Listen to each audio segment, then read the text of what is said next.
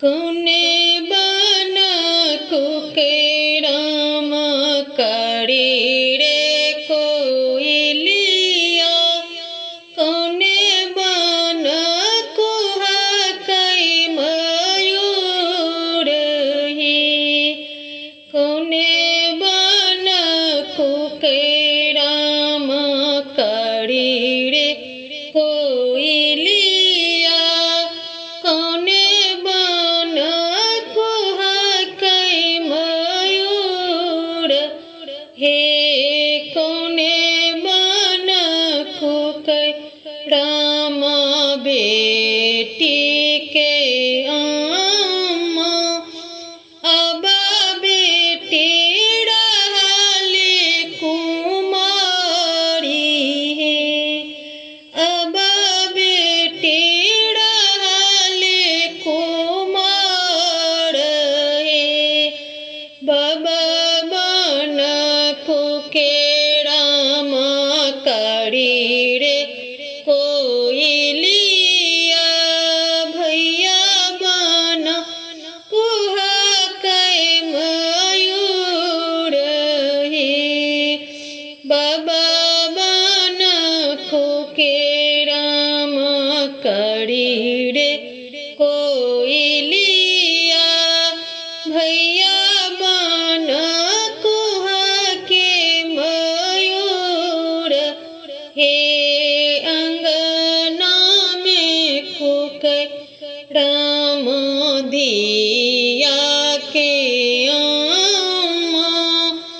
अब बेटी रहली कुमारी। अब बेटी रहली कुमारी।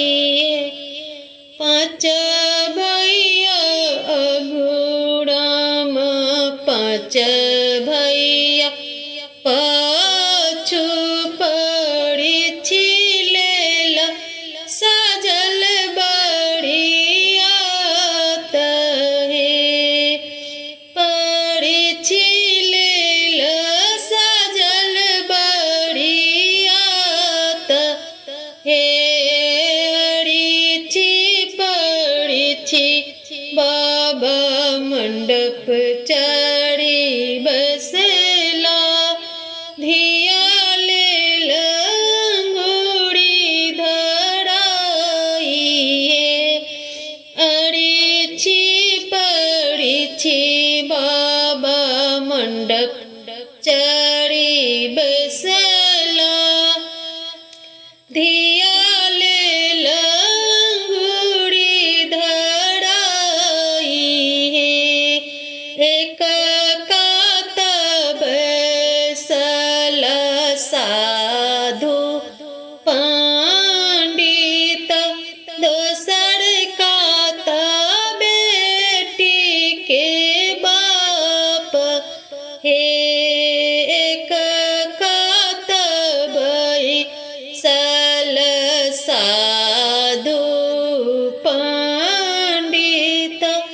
दोसर कात बेटी के बाप हे।